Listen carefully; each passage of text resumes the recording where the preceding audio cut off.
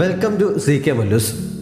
25-21 എന്ന ഡ്രാമയുടെ 10ാമത്തെ എപ്പിസോഡിന്റെ തുടക്കത്തിൽ മാസങ്ങൾക്ക് ശേഷം തീരെ പ്രതീക്ഷിക്കാതെ തമ്മിൽ കണ്ട ഇജിനും ഹീതുവിനും എന്ത് പറഞ്ഞു തുടങ്ങണം എന്ന കൺഫ്യൂഷനാണ്. ഹീതുവിന്റെ നെറ്റിയിൽ ബാൻഡേജ് ഒട്ടിച്ചിരിക്കുന്നത് കണ്ട് അവൻ വിവരം തിരക്കുന്നു.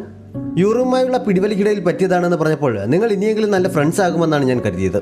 ഇതുവരെ നടന്നില്ലേ എന്ന് ഇജിൻ ചോദിക്കുന്നു. ഞാനും അങ്ങനെ തന്നെയാണ് പ്രതീക്ഷിച്ചിരുന്നത് എന്ന് അവളും പറയുന്നു.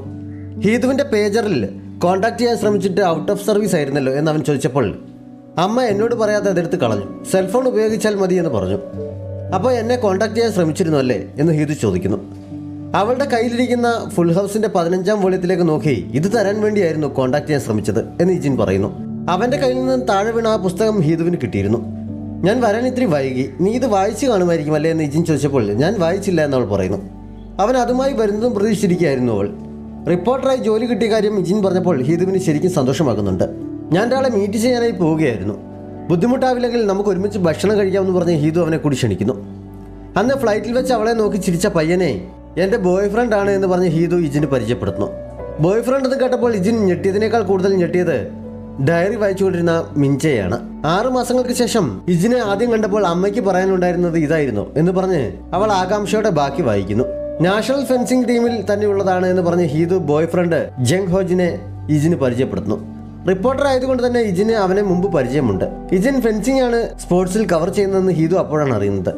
ഭക്ഷണം കഴിച്ചു തുടങ്ങിയപ്പോൾ മേശപ്പുറത്ത് വെച്ചിരിക്കുന്ന രണ്ടുപേരുടെയും ഫോണിൽ കപ്പിൾ കീ ചെയിൻ ഇട്ടിരിക്കുന്ന കണ്ടപ്പോൾ ഇജിന് ചിരി വരുന്നുണ്ട്. ഇറച്ചി കത്തി കൊണ്ട് മുറിച്ച് കഴിക്കാൻ ശ്രമിക്കുന്നതിനിടയിൽ ഹീതുവിന്റെ കയ്യിൽ നിന്ന് കത്തി വഴുതിപ്പോയി അവൾക്ക് വേദനിക്കുന്നു. ഹോജിൻ പെട്ടെന്ന് തന്റെ കത്തിയും സ്പൂണും ഒക്കെ താഴെ ഇട്ടിട്ട് നിനക്കെന്തെങ്കിലും പറ്റിയോ ക്യൂട്ടി പൈ എന്ന് പറഞ്ഞ് ഹീതുവിന്റെ കയ്യിൽ പിടിക്കുന്നു. ഹീതു അപ്പോൾ കൊഞ്ചലോടെ സ്വീറ്റ് പൈ ആ കത്തി വിചാരിച്ചതിനേക്കാൾ വലുതായിരുന്നു, എന്റെ കയ്യിൽ നിന്ന് വഴുതിപ്പോയി എന്ന് പറയുന്നു. അവരുടെ ക്യൂട്ട് പൈ സ്വീറ്റ് പൈ വിളിയും ഹീതുവിന്റെ കൊഞ്ചലും ഹോജിന്റെ ഓവർ കെയറിങ്ങും എല്ലാം കൂടി കണ്ട് ഇജിന് ചിരിയടക്കാൻ വല്ലാതെ പാടുപെടുകയാണ്. അപ്പോഴാണ് നിന്റെ ഈ മനോഹരമായ കൈകൾ കത്തിപ്പിടിക്കാനുള്ളതല്ല, ഇനി ഇത് ഞാൻ ചെയ്തു തരാം എന്ന് ഹോജിന്റെ കമന്റ്. ചിരിയടക്കാൻ പാടുപെടുന്നതിനിടയിലൂടെ വാൾ പിടിക്കുന്നതല്ലേ അവളുടെ ജോലി എന്ന് അവൻ പറയുന്നുണ്ട്. നിങ്ങൾ എത്ര നാളായി ഡേറ്റിംഗ് തുടങ്ങിയിട്ടെന്ന് അവൻ ചോദിക്കുന്നു. 3 ദിവസം എന്ന് കേട്ടപ്പോൾ ഇജിൻ അറിയാതെ ചിരിച്ചു പോകുന്നുണ്ട്. ഹോജിൻ ഇടയ്ക്ക് ബാത്റൂമിൽ പോകാൻ എഴുന്നേറ്റ് പോയപ്പോൾ നീ മൊത്തത്തിൽ സർപ്രൈസിന്റെ ഒരു കൂമ്പാരമാണല്ലോ, ഇങ്ങനെ 3 ദിവസമായ ഒരു റിലേഷൻഷിപ്പിൽ നിന്നെ കണ്ടുമുട്ടേണ്ടി വരുമെന്ന് ഞാൻ തീരെ പ്രതീക്ഷിച്ചതല്ല എന്ന് ഇജിൻ അവളോട് പറയുന്നു. ഇടയ്ക്ക് അവൻ ചിരിക്കുന്നുമുണ്ട്. നീ എന്നെ കളിയാക്കുകയാണെന്ന് ഹീതു ചോദിച്ചപ്പോൾ കളിയാക്കിയതല്ല, കുറെ കാലത്തിന് ശേഷം നിന്നെ കണ്ടതിന് സന്തോഷമാണെന്ന് അവൻ പറയുന്നു. നേരത്തെ നിന്റെ പുറകുവശം കണ്ടപ്പോൾ എൻ്റെ ഹൃദയം പെട്ടെന്ന് പറഞ്ഞു പോകുന്ന പോലെ എനിക്കൊരു വേദന തോന്നിയിരുന്നു, നിന്നെ എനിക്ക് മിസ്സാകുമോ എന്ന് പേടിച്ചിട്ട് എന്ന് ഹീതു പറയുന്നു. അത്രയും ബഹളം അവിടെ ഉണ്ടായിരുന്നെങ്കിലും ഞാൻ കേട്ടത് നിന്റെ ശബ്ദം മാത്രമാണെന്ന് ഇജിനും പറയുന്നു. നിനക്ക് വേണ്ടി ഞാനൊന്നും പ്രാർത്ഥിക്കാറുണ്ടായിരുന്നു, എൻ്റെ പ്രാർത്ഥനയുടെ ഫലമായിരിക്കും ഇപ്പോൾ നിന്നെ കാണാൻ പറ്റിയതെന്ന് ഹീതു പറയുന്നു. അവൻ UBS ചാനലിലാണ് ജോലി ചെയ്യുന്നതെന്ന് അറിഞ്ഞെങ്കിലും അമ്മ അവിടെയാണ് ജോലി ചെയ്യുന്നതെന്ന് ഹീതു പറയുന്നില്ല. നിന്റെ ബോയ് ഫ്രണ്ട് ആളെങ്ങനെയാണ്, നിന്നെ നന്നായി കെയർ ചെയ്യുന്നുണ്ടോ, നിനക്ക് അവൻ്റെ ഏത് ക്യാരക്ടറാണ് ഇഷ്ടപ്പെട്ടതെന്ന് ഇജിൻ ചോദിച്ചപ്പോൾ അവൻ എന്നെ ഇഷ്ടമാണെന്ന് പറഞ്ഞു എന്ന് ഹീതു നിസാരമട്ടിൽ പറയുന്നു. നിന്നെ ഇഷ്ടപ്പെടുന്നവരെല്ലാം ഡേറ്റ് ചെയ്യുക എന്നതാണോ നിന്റെ പോളിസി എന്നവൻ ചോദിച്ചപ്പോൾ ഈ റൊമാൻറ്റിക് റിലേഷൻഷിപ്പിലാവുന്നതിനെ പറ്റി എനിക്ക് അറിയണമെന്നൊരു ആഗ്രഹം തോന്നി. ഫുൾ ഹൗസിൽ പറഞ്ഞിരിക്കുന്ന പോലെ തന്നെയാണോ കാര്യങ്ങൾ എന്നറിയണ്ടേ എന്ന് ഹീതു പറയുന്നു. അത് ശരിയാ, നിനക്കിപ്പോൾ 19 വയസ്സല്ലേ, ആദ്യമായി പ്രണയത്തിൽ വീഴാൻ പറ്റിയ പ്രായമാണിത് എന്ന് ഇജിൻ കളിയാക്കി പറയുന്നുണ്ട്. അന്ന് ടാക്സിയിൽ മടങ്ങുമ്പോഴും ക്യൂട്ടി പൈയുടെയും CT പൈയുടെയും കാര്യം ഓർത്ത് ഇജിൻ പൊട്ടിച്ചിരിച്ചു പോകുന്നുണ്ട്. എല്ലാവരും പ്രതീക്ഷയോടെ കാത്തിരുന്ന ഏഷ്യൻ ഗെയിംസ് അടുത്തെത്തിയിരിക്കുന്നു. ഇജിൻ ഉൾപ്പെടുന്ന സ്പോർട്സ് ഡിപ്പാർട്ട്മെന്റിലെ ഓരോ സ്പോർട്സും നടക്കുന്നിടത്തേക്ക് റിപ്പോർട്ടിങ്ങിനായി പുറപ്പെടുകയാണ്. സ്വന്തമായി കാറുള്ളവർ കാർ എടുത്തോളാൻ സീനിയർ പറഞ്ഞതിനാൽ ഇജിൻ തൻ്റെ കാർ കൊണ്ടുവരുന്നുണ്ട്. അവൻ്റെ സ്പോർട്സ് കാർ കണ്ട് ഇതിൽ യാത്ര ചെയ്യുന്ന റിപ്പോർട്ടർ പറയുന്നത് ആരെങ്കിലും വിശ്വസിക്കുമോ എന്ന് സീനിയർ ചോദിച്ചെങ്കിലും അവസാനം അതിൽ തന്നെ പോയിക്കോളാൻ പെർമിഷൻ നൽകുന്നു. ഫെൻസിങ്ങിന്റെ സെമി ഫൈനൽ മത്സരം നടക്കുകയാണ്. യൂറിം ആൾറെഡി ഫൈനലിലെത്തിക്കഴിഞ്ഞു. ഇപ്പോൾ നടന്നുകൊണ്ടിരിക്കുന്ന മത്സരത്തിൽ ഹീതു ജയിച്ചാൽ അവളും ഫൈനലിലെത്തും. പിന്നെ അവരിൽ ആര് ജയിച്ചാലും കൊറിയയ്ക്ക് ഒരു സ്വർണ്ണ മെഡൽ ഉറപ്പാണ്. അതിനെക്കുറിച്ചുള്ള ചർച്ചയിലാണ് ഹീതുവിന്റെ പഴയ കോച്ച്. കുറച്ചു മാറി ഹീതുവായിരിക്കുമോ ജയിക്കുന്നതെന്ന ആകാംക്ഷയോടെ ഇജിനും റിപ്പോർട്ടിങ്ങിനായി ഇരിക്കുന്നുണ്ട്. ഹീതു തന്നെയാണ് ജയിച്ചത്. ഇജിൻ ശരിക്കും വളരെ സന്തോഷിക്കുന്നുണ്ട്. ഹീതുവിന്റെ സന്തോഷവും പറഞ്ഞറിയിക്കാൻ പറ്റില്ലായിരുന്നു. മത്സരം കഴിഞ്ഞവൾ വാളൂരി അസിസ്റ്റന്റിനെ ഏൽപ്പിക്കുന്നു. ആ സമയത്ത് ഇപ്പോഴത്തെ കോച്ച് യൂറിമിനെ മാറ്റി നിർത്തി സംസാരിക്കുന്നത് ഹീതു ശ്രദ്ധിക്കുന്നുണ്ട്. അവളുടെ വാള് വെച്ച ബാഗുമായി പോയ അസിസ്റ്റന്റ് മറ്റാരോ എന്തോ ആവശ്യത്തിന് വിളിച്ചപ്പോൾ അതേപോലെ തന്നെയുള്ള മറ്റൊരു ബാഗിനരികിൽ അത് വെച്ചിട്ട് എങ്ങോട്ടോ ഓടുന്നത് ഹീതു കാണുന്നുണ്ട്. അപ്പോഴേക്കും കോച്ച് അവൾക്കരികിലെത്തി നാളത്തെ മത്സരത്തിന് വിജയാശംസ അറിയിക്കുന്നു. നാളെ കോച്ച് ഞങ്ങളിൽ ആർക്കൊപ്പമായിരിക്കും നിൽക്കുക എന്ന് ഹീതു പരിക്കനായി ചോദിക്കുന്നുണ്ട്. ഇങ്ങനെയുള്ള സിറ്റുവേഷൻസിൽ കോച്ച് ആർക്കൊപ്പവും നിൽക്കാറില്ല, ഓഡിയൻസിനിടയിലേക്ക് പോകാറാണ് പതിവ് എന്ന് കോച്ച് പറഞ്ഞപ്പോൾ എനിക്ക് പക്ഷേ അങ്ങനെയല്ല തോന്നുന്നത്, കോച്ചിന്റെ മനസ്സ് ഞങ്ങളിൽ ഒരാളിനൊപ്പമാണ് എന്നാണ് തോന്നുന്നത് എന്നവൾ തുറന്നു പറയുന്നുണ്ട്. ഹിതു ബാത്റൂമിലേക്ക് നടക്കുമ്പോൾ അവൾക്കെതിരെ യൂറിൻ വരുന്നു. ഹിതു മനഃപൂർവ്വം അവളുടെ തോളിലിടിച്ചാണ് പാസ് ചെയ്തു പോയത്. എന്നിട്ട് അവൾ തിരിഞ്ഞെന്ന് നിന്റെ എതിരാളിയാവുക എന്ന എൻ്റെ സ്വപ്നം ഉടനെ യാഥാർത്ഥ്യമാകും, നിന്റെ ഈ ഭ്രാന്തിയായ ഫാൻ എത്ര ദൂരം എത്തിയെന്ന് നീ ഇപ്പോൾ കണ്ടല്ലോ എന്നവൾ ചോദിക്കുന്നു. നീ എത്ര ദൂരം വന്നാലും നീ ഞാൻ തമ്മിലുള്ള വ്യത്യാസം എന്താണെന്ന് ഞാൻ നിന്നെ നാളെ ശരിക്കും പഠിപ്പിച്ചു തരുന്നുണ്ട്. അപ്പോൾ നിനക്ക് മനസ്സിലാകും എന്തുകൊണ്ടാണ് നീ ഇവിടേക്ക് വരരുതെന്ന് പറഞ്ഞതെന്ന് എന്ന് പറഞ്ഞ് യൂറിം തിരിഞ്ഞടക്കുന്നു. എതിരെ സ്പീഡിൽ ഓടി വന്ന ഒരാളുമായി കൂട്ടിയിടിക്കാൻ തുടങ്ങി അവളെ ഹീതു പെട്ടെന്ന് പിടിച്ചു മാറ്റുന്നു. നിനക്കെന്തെങ്കിലും പരിക്ക് പറ്റിയാൽ നാളെ നീ പഠിപ്പിച്ചു തരും എന്ന് പറഞ്ഞത് എനിക്ക് പഠിക്കാൻ കഴിയില്ല എന്ന് പറഞ്ഞ് ഹീതു അവിടെ നിന്ന് പോകുന്നു. അന്നത്തെ മത്സരത്തിന്റെ വിവരങ്ങളെല്ലാം ഇജിൻ റിപ്പോർട്ട് ചെയ്യുന്നുണ്ട്. ഫൈനൽ മത്സരത്തിന് മുമ്പ് യൂറിമിനെയും ഹീതുവിനെയും ഇന്റർവ്യൂ ചെയ്യണം. അതിനുവേണ്ട തയ്യാറെടുപ്പുകൾ നടത്താൻ സീനിയർ അവനോട് പറയുന്നു. അവൻ തിരികെ റൂമിലേക്ക് നടക്കുമ്പോൾ ഏഷ്യൻ ഗെയിംസിനെത്തിയ ഒരു ഫോറിനർ നല്ല കൊറിയൻ ഫുഡ് കിട്ടുന്ന സ്ഥലം അന്വേഷിച്ച് വഴിയിൽ നിൽക്കുന്നുണ്ടായിരുന്നു. ഇതിന് ഇംഗ്ലീഷ് സംസാരിക്കാൻ വശമുണ്ടായിരുന്നതിനാൽ അവൻ അദ്ദേഹത്തെ നല്ല ഫുഡ് കിട്ടുന്ന ഒരു റെസ്റ്റോറൻറ്റിലേക്ക് കൊണ്ടുപോകുന്നു. അവിടെ ജോലിക്ക് നിന്ന സ്ത്രീ കുഞ്ഞിനെ തോളിൽ മാറാപ്പ് കെട്ടി അതിൽ വെച്ചുകൊണ്ട് ജോലി ചെയ്യുന്നത് അയാളെ ആകർഷിക്കുന്നു. അതിന് പൊടുകി എന്നാണ് പറയുന്നത് എന്ന് ഇജിൻ പറഞ്ഞു കൊടുക്കുന്നു. ഞങ്ങളുടെ നാട്ടിൽ ഫ്രണ്ടിലാണ് കുട്ടികളെ ഇതുപോലെ കെട്ടിവെക്കാറുള്ളത്. പക്ഷേ അങ്ങനെയാകുമ്പോൾ ജോലി ചെയ്യാൻ ബുദ്ധിമുട്ടാണ്. ഇതിപ്പോൾ കൈകൾക്ക് സ്വാതന്ത്ര്യമുണ്ടല്ലോ, ഇത് നല്ല ഐഡിയ ആണ് എന്ന് അയാൾ അവനോട് പറയുന്നുണ്ട്. ഫൈനലിൽ മത്സര ദിവസം രാവിലെ തന്നെ യൂറിമും ഹീതുവും സ്റ്റേഡിയത്തിലെത്തുന്നു. വാമപ്പ് ചെയ്യുന്നതിനിടയിൽ ഹീതു ബാഗ് എടുത്ത് വാൾ നോക്കിയപ്പോഴാണ് ബാഗ് മാറി എന്ന് അവൾക്ക് മനസ്സിലാകുന്നത്. ഇജിൻ പേരെഴുതി നൽകിയ വാളായിരുന്നു അവൾ എല്ലാ മത്സരത്തിനും ഉപയോഗിച്ചിരുന്നത്. തലേന്ന് തന്റെ ബാഗും കൊണ്ടുപോയ അസിസ്റ്റന്റ് ബാഗ് താഴെ വെച്ചപ്പോൾ മാറിപ്പോയതായിരിക്കും എന്നവൾക്ക് മനസ്സിലാകുന്നു. എനിക്ക് മത്സരത്തിന് മുമ്പ് എന്റെ വാൾ കിട്ടിയേ പറ്റൂ. മത്സരം കഴിഞ്ഞു പോയ ആ ജപ്പാൻ ടീമംഗത്തെ വിളിക്കാൻ അവൾ കോച്ചിനോട് ആവശ്യപ്പെടുന്നു. അവർ കോൺടാക്ട് ചെയ്തപ്പോൾ ജപ്പാൻ ടീമംഗം മത്സരമൊക്കെ കഴിഞ്ഞതുകൊണ്ട് സിയോൾ ടൂറിനായി ട്രെയിനിൽ പുറപ്പെട്ടിരുന്നു. അടുത്ത സ്റ്റേഷനിൽ ഇറങ്ങി നിൽക്ക്, ഞാൻ അവിടേക്ക് വരാമെന്ന് ഹീതു അവരോട് പറയുന്നു. മത്സരം തുടങ്ങാൻ ഇനി 3 മണിക്കൂർ കൂടി മാത്രമേ ബാക്കിയുള്ളൂ. ഇതിനിടയിൽ പോയിട്ട് മടങ്ങി വരാൻ പറ്റുമോ? ഏതെങ്കിലും വാൾ ഉപയോഗിച്ചാൽ പോരെ എന്ന് കോച്ച് ഹീതുവിനോട് ചോദിച്ചെങ്കിലും പറ്റില്ല, എനിക്ക് ആ വാൾ തന്നെ വേണം. അതുപയോഗിച്ചാണ് ഞാൻ പ്രാക്ടീസ് ചെയ്തത്. ഞാൻ അതുമായി പെട്ടെന്ന് തിരിച്ചു വരാം എന്ന് പറഞ്ഞ് ഹീതു വേഗം പുറപ്പെടുന്നു. അവൾ സ്റ്റേഷനിലെത്തി അവൾ കാത്തു നിൽക്കാമെന്ന് പറഞ്ഞ സ്റ്റേഷനിലേക്കുള്ള ടിക്കറ്റ് എടുത്ത് ഉടനെ തന്നെ പുറപ്പെടുന്നു. ഫൈനൽ മത്സരത്തിന് മുമ്പ് യൂറിമിന് ഇന്റർവ്യൂ ചെയ്യാനായി എത്തിയപ്പോഴാണ് ഇജിനെ അവൾ കാണുന്നത്. അവൻ തിരിച്ചെത്തിയ വിവരമൊന്നും അവൾ അറിഞ്ഞിരുന്നില്ല. ഞാൻ ഇന്റർവ്യൂ ചെയ്യുന്നില്ല എന്ന് പറഞ്ഞ് അവൾ പിണങ്ങിപ്പോകാൻ തുടങ്ങിയെങ്കിലും അവൻ സോറി പറഞ്ഞപ്പോൾ തിരിഞ്ഞു നിന്ന് എത്ര തവണയാണ് നീ ഇങ്ങനെ ചെയ്യാൻ ഉദ്ദേശിക്കുന്നത്? പെട്ടെന്ന് അപ്രത്യക്ഷനാകുക, എന്നിട്ട് ഒന്നും സംഭവിച്ചിട്ടില്ല എന്ന മട്ടിൽ തിരികെ വരിക. ഇനിയെങ്കിലും ഇതൊന്നും നിർത്തിക്കൂടെ എന്നൊക്കെ ചോദിച്ച് യൂറിം ദേഷ്യപ്പെടുന്നു. ഇത്തവണ ഞാൻ മുമ്പത്തേതിനേക്കാൾ കോൺഫിഡൻസിലാണ്. ഇത്തവണ ഞാനങ്ങനെ ഒളിച്ചോടി പോകില്ല എന്ന് ഇജിൻ പറഞ്ഞപ്പോൾ അവൾ തിരികെ അവൻ്റെ അടുത്തേക്ക് വരുന്നുണ്ട്. നിങ്ങൾ പരിചയക്കാരാണോ എന്ന് കോച്ചപ്പോൾ ചോദിക്കുന്നു. നീ തിരിച്ചു വന്ന വിവരം ഹീതുവിന് അറിയാമോ എന്ന് യൂറിം അവനോട് ചോദിക്കുന്നു. അറിയാമെന്ന് അവൻ പറഞ്ഞപ്പോൾ യൂറിം വീണ്ടും പിണങ്ങി തിരിഞ്ഞു പോകുന്നു. ഞാൻ പ്ലാൻ ചെയ്തു പോയതൊന്നുമല്ല, ഞങ്ങൾ വഴിയിൽ വെച്ച് കണ്ടതാണ് എന്ന് ഇജിൻ പറഞ്ഞത് കേട്ട് അവൾ നിൽക്കുന്നുണ്ട്. അവൾ എന്നോട് പറയാമെന്ന് പ്രോമിസ് ചെയ്തിട്ട് പോലും പറഞ്ഞില്ലല്ലോ എന്ന് യൂറിം പിറുപിറുക്കുന്നു. ഹീതു എവിടെയെന്ന് ഇജിൻ യൂറിമിനോട് ചോദിക്കുന്നുണ്ട്. ഹീതു അപ്പോഴേക്കും ആ ജപ്പാൻ ഫെൻസറെ കണ്ടെത്തിയിരുന്നു. അവളുടെ വാൾ ബാഗിൽ തന്നെ ഉണ്ടായിരുന്നു. ഹീതു അവളുടെ ബാഗ് തിരികെ കൊടുത്ത് അവൾക്ക് താങ്ക്സ് പറഞ്ഞ് വേഗം തന്നെ പുറപ്പെടുന്നു. അവൾ തിരികെ ട്രെയിനിൽ നിൽക്കുമ്പോൾ കോച്ച് വിളിക്കുന്നുണ്ട്. വാൾ തിരിച്ചു കിട്ടി, 1:05 ട്രെയിൻ അവിടെ എത്തും. ആവശ്യത്തിന് സമയമുണ്ട്. മത്സരത്തിന് മുമ്പ് ഞാനിങ്ങ് എത്തും എന്ന് അവൾ പറയുന്നു. സംസാരിച്ചുകൊണ്ട് നിൽക്കുന്ന കൂട്ടത്തിൽ അവളുടെ ഫോൺ ബാറ്ററി തീർന്ന് ഓഫായി പോകുന്നുണ്ട്. അത് കഴിഞ്ഞ് അല്പസമയത്തിനുള്ളിൽ ട്രെയിൻ നിർത്തിയിടുകയും ഒപ്പം മുന്നിലുള്ള ട്രെയിൻ പതുക്കെ പോകുന്നതിനാൽ ഈ ട്രെയിൻ കുറച്ച് സമയം പിടിച്ചിടേണ്ടി വരും.